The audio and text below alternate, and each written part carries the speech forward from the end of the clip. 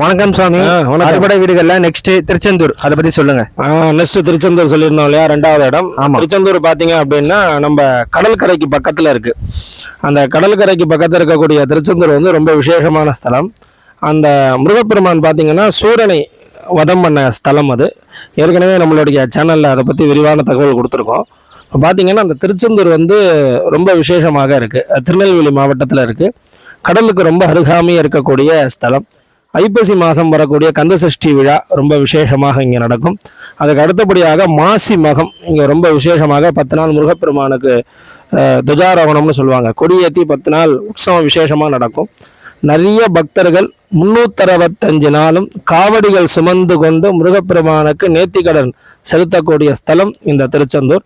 இந்த திருச்செந்தூர் முருகப்பெருமான் வந்து பார்த்தீங்க அப்படின்னா இந்த முருகப்பெருமானுடைய வேல் விழுந்த இடம் வந்து கிணறுன்னு சொல்லிட்டு ஏத்தாப்புல இருக்கு. கிணறு. அந்த கிணறுல வந்து பார்த்தீங்க அப்படின்னா எல்லாரும் அந்த கிணறுல குளிச்சுட்டு கடல்ல குளிச்சுட்டு போய் முருகனை தரிசனம் பண்ணுவாங்க.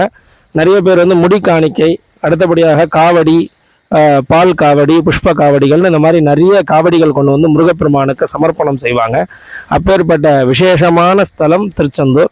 திருச்செந்தூர் போய் தரிசனம் பண்ணால் நமக்கு சத்துரு உபாதைகள் நீங்கும் அப்படின்னு சொல்லி வரலாறுகள்லாம் சொல்லுது.